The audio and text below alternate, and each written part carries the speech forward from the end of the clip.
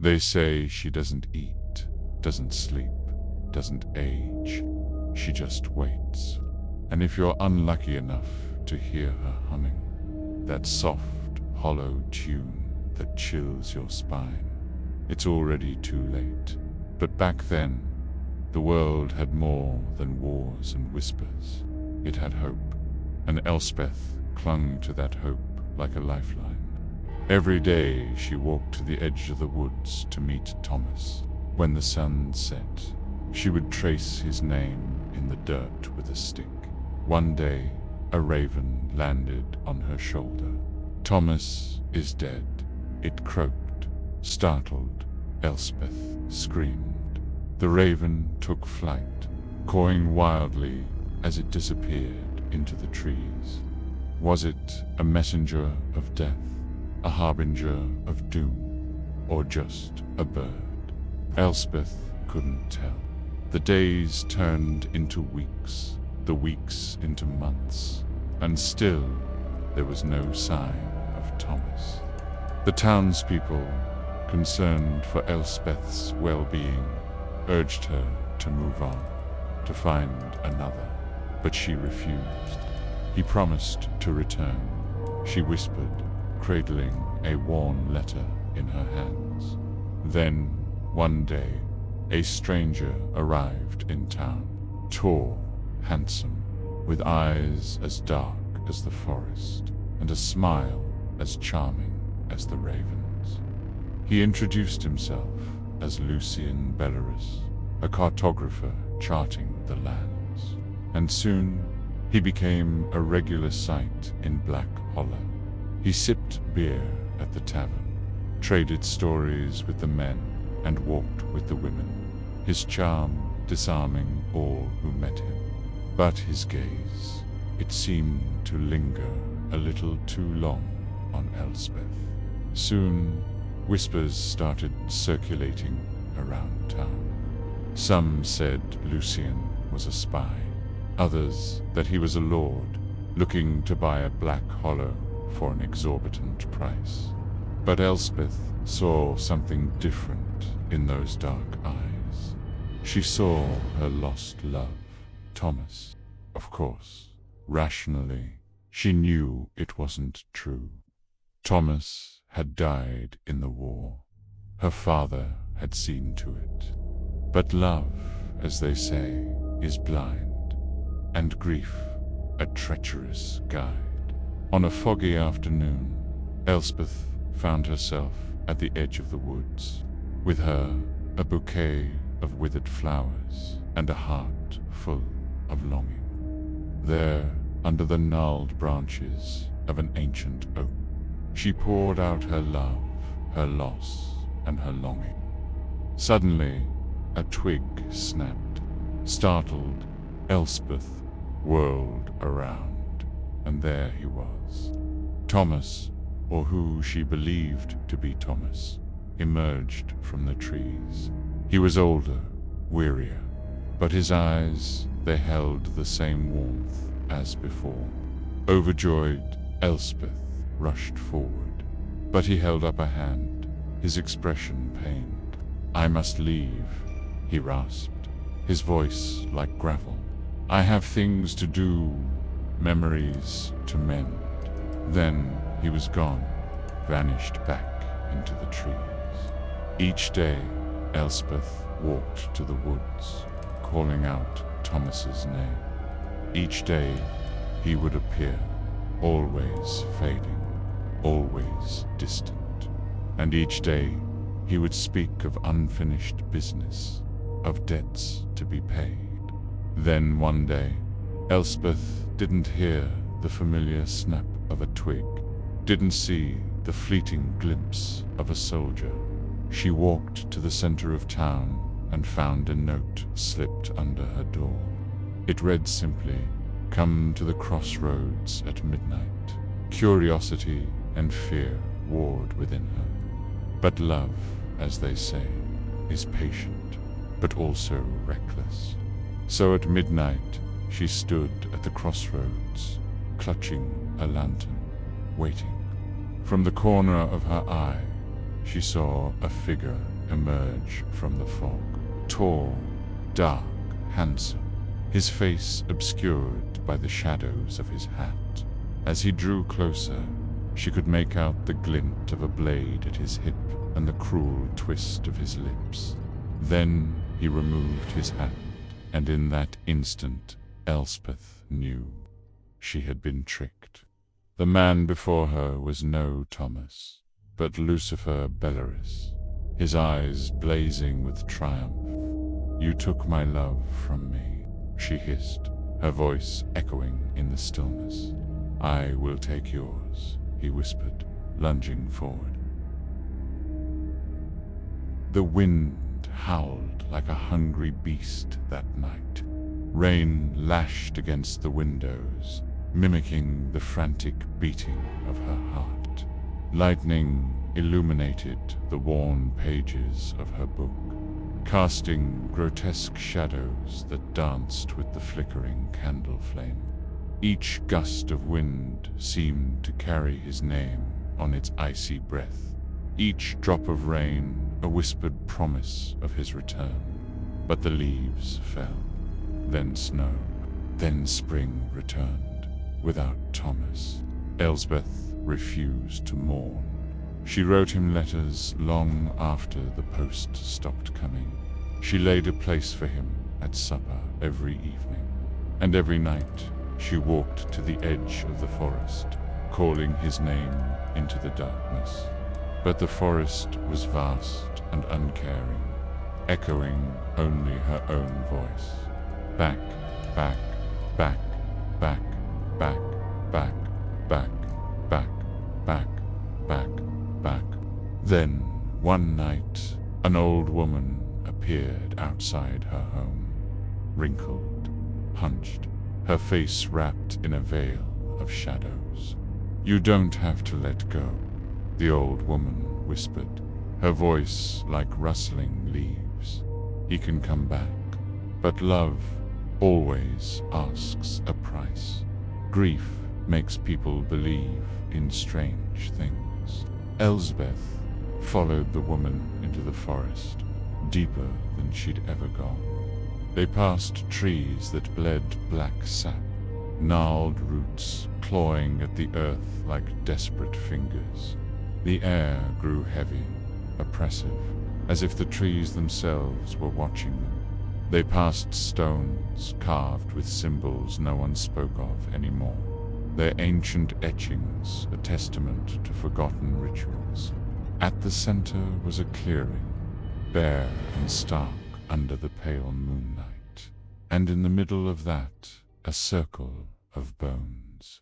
The ritual was simple: a lock of his hair, a drop of her blood, a vow spoken in a dead language.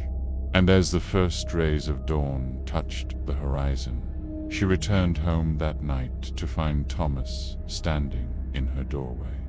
Only, it wasn't him. Not really. His skin was pale, as if drained of color, his eyes empty, bottomless. He didn't speak, he didn't sleep, and where he walked, the floorboards rotted beneath his feet.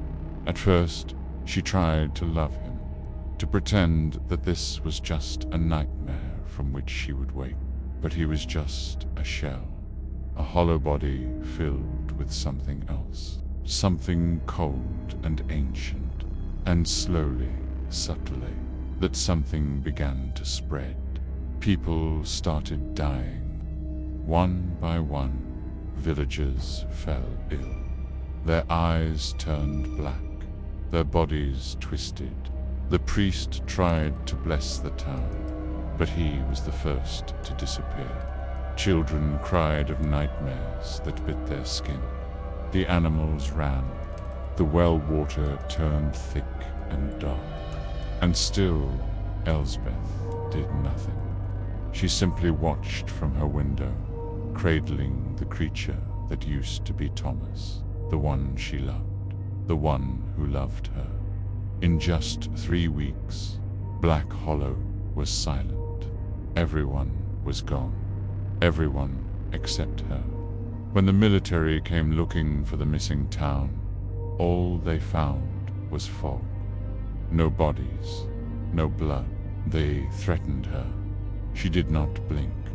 Eventually, they left, and she stayed. Years after, centuries after, perhaps she stayed. Year after year, unchanged, ageless, waiting for someone to disturb the silence again, to break the stillness of the woods. Someone to love, someone to lose, someone to love once more. Now, urban explorers always look for the next haunted thrill. But no one ever posts the footage from Black Hollow, because no one ever leaves with it. The final nail in the coffin was when they heard a voice. Coming from the radio, static filled the airwaves, and then a raspy whisper, "Get out while you still can. Turn back while you have the chance. This place will consume you. It always does." Before they could investigate, the transmission cut out. Jay figured it was a prank, but Mara was unsettled. She felt something watching them. In the morning, they packed up. The sky was gray, but the mist was gone. So was the woman in black. Relief flooded Mara. Maybe it was all in her head. Just a creepy local who wanted to scare them off. She even found footprints near the house, proving that whoever it was, they weren't a ghost. Suddenly, a twig snapped behind them. A small figure emerged.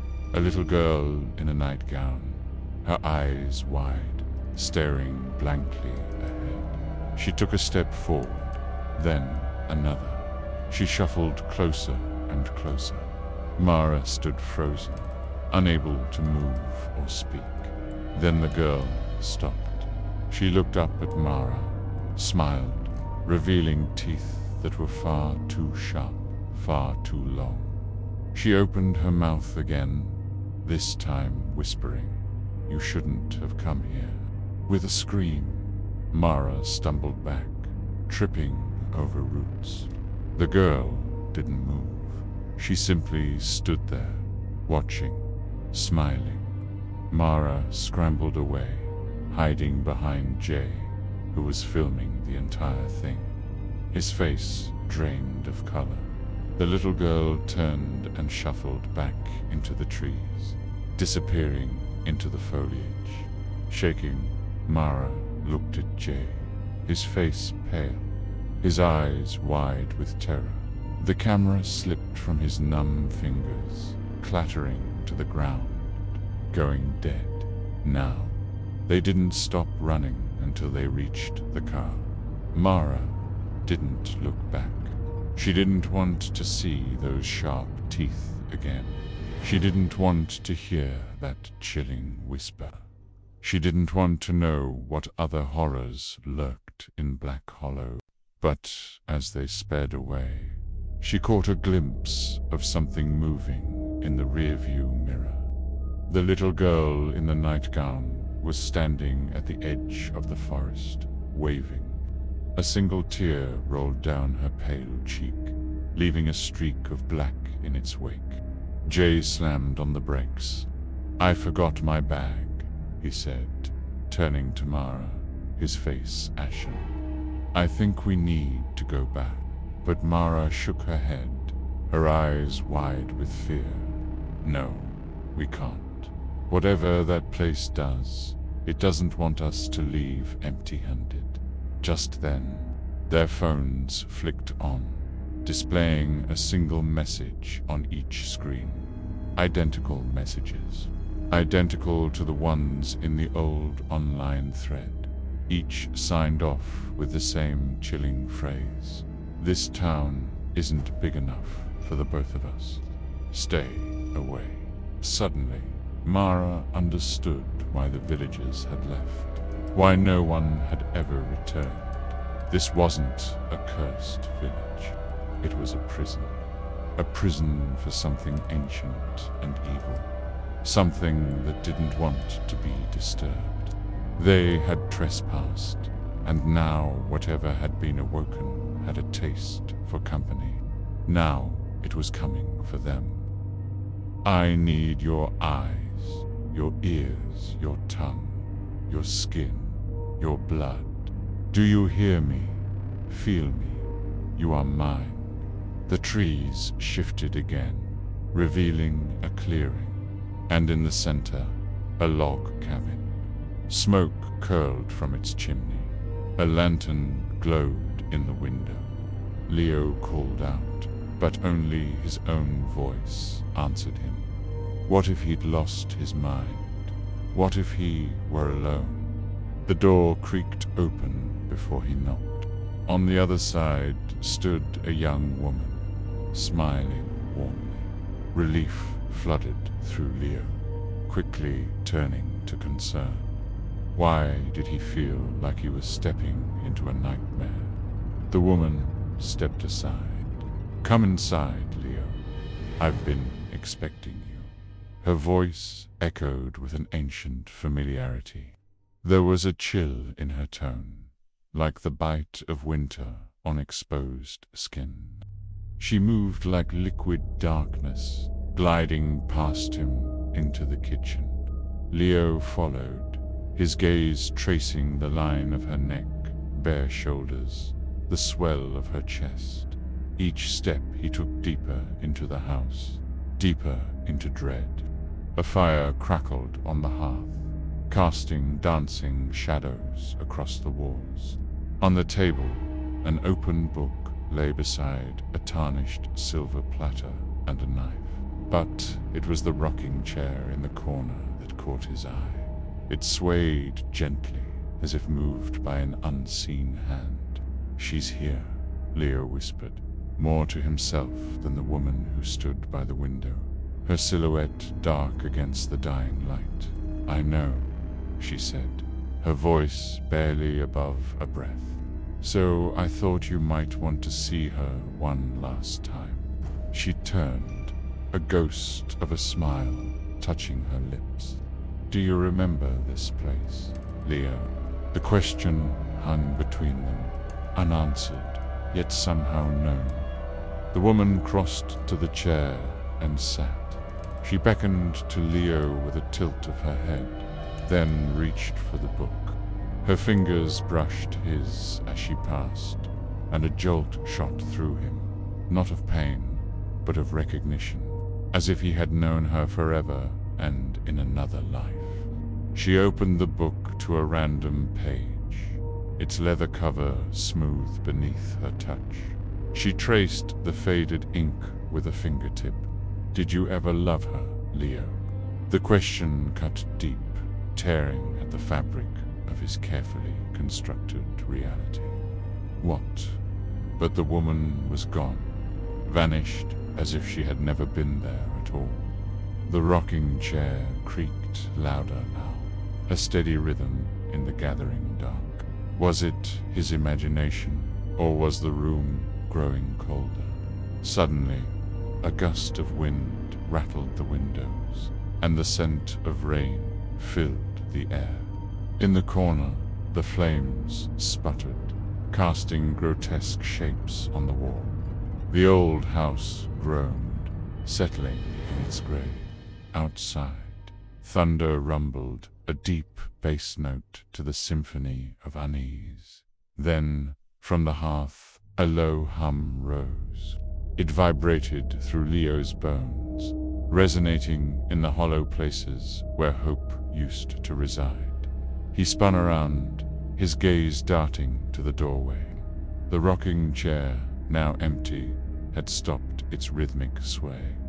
The hum grew louder, morphing into a chorus of voices, whispering, chanting. Their words slithered around him, seeping into his consciousness. Fear tightened its grip on his heart. Was this the end? Had he been brought here to be consumed? From the corner, a shadow detached itself from the gloom. It glided toward him, coalescing into the woman from before, her eyes gleaming with an otherworldly light. Behind her, the hum swelled into a cacophony, the voices clamoring, screeching. "She wants to take you away," the woman whispered, her voice echoing with amusement. "You have to stop her." As the chaos reached a fever pitch, Leo lunged for the book, slamming it shut. The commotion outside faltered, replaced by an eerie silence. Panting, he looked up at the woman, her face ashen in the firelight. "It's done," he whispered, his voice hoarse. "Is it?" the woman croaked, her gaze fixed on the book in his hands. "Then why can I still feel them watching us?" Suddenly, the floorboards creaked, and a low chuckle reverberated through the room. From the hearth, a pair of glowing eyes emerged, followed by the snout of a dog, its fur matted and dirty. More eyes materialized, slithering, reptilian. A guttural growl rumbled in the creature's throat. The woman screamed, scrambling back. "Don't trust him," she cried. "He's one of them." With a snarl, the creature lunged. "The script is done. Come and rest, you weary soul. I'll kiss your fear. I'll make you whole." Leo spun around, shining his flashlight. Shapes moved in the mist. Some were animals with human faces. Some were human, but broken, wrong. Faces bent the wrong way, mouths too wide, eyes that didn't blink. One of them wore Jay's hat. Leo ran until his legs gave out. He collapsed near a half-buried well, gasping for breath, clutching the journal like it would protect him. That's when he saw her, Elsbeth, standing across from him, no longer in black. She wore a white dress now. Her skin seemed to glow in the dim light. She looked beautiful. "You don't have to be afraid," she said. Her voice sounded like every warm memory he'd ever had. "You came to find the truth, didn't you? Let me show you." He blinked, and suddenly he was inside her house. The walls were alive, pulsing like flesh. The windows showed faces, screaming silently. The floor was covered in petals that looked like tongues. She offered him tea. It smelled like blood and roses. Leo stared at her, shaking. "You're not real," she smiled. "I'm more real than anything outside this place." She walked toward him, gently touched his cheek, and suddenly he saw it all. Her memories poured into him like hot tar. The ritual, the sacrifice, the man she brought back, the way he decayed, the hunger in his eyes, the bargain she made to feed him with fear, to keep his soul bound to this earth, and worst of all, how much she loved it, how much she still does. He fell to his knees, sobbing. Her voice was inside his head now, whispering promises. "You don't have to run anymore. You can stay with me forever." Then darkness. Leo awoke alone on the edge of the village, back where they'd first arrived. The sun was setting. The fog was lifting. In his pocket, the journal still intact. No sign of Jay. No sign of Mara. Only the old, rotted sign creaking in the wind. Outside the circle of trees, the road was deserted. The mist gone. The sky clear. A lone vulture circled overhead. Leo stood up, brushing dirt off his clothes. His head pounded. He felt like he'd aged years. "Where's Jay?" Where's Mara? Was it all a dream? Hadn't found her. He clutched the journal, its leather cold beneath his fingers. Then he saw it, a splash of crimson on the page. A single word written in Mara's hand, slow, and below it a drawing, a crude stick figure of a girl holding hands with a boy. And then he remembered, she's not here to help him. She's here to lead him to the next sacrifice. Jay isn't with the others. He's with her. Leo raced through the village, past the houses with peeling paint, down streets littered with trash and broken glass. The air hung heavy, thick with the scent of decay and despair. Each step he took echoed the rhythm of his pounding heart. He needed to warn them, to tell them about the sacrifice, about the darkness that was growing in their midst. But as he ran, he saw it, the truth of what Mara had whispered. How could he have been so blind? He was running away from the darkness, yes, but he was also running toward it, deeper into the heart of the village, toward the source of the growing evil. Because Mara wanted him to come closer. She wanted him to see what lay at the center of it all, to understand the depths of her despair, so that when he finally reached the clearing, when he saw the full extent of what they had become, what they were doing, it would be too late for him to resist, just as it was for her. As he stumbled into the clearing, the firelight glinted in his eyes, revealing the horror within. There they were, gathered around a makeshift altar, and in the middle of it all, Mara, she turned, her face a mask of sorrow and madness, and in her arms, the child, his skin pallid, his eyes vacant. Leo's scream tore through the night, echoing their madness. As he charged forward, the others looked up, their faces twisted in a grotesque parody of welcome. They were ready for him. Leo knew, with a sickening certainty, that the darkness had claimed another victim.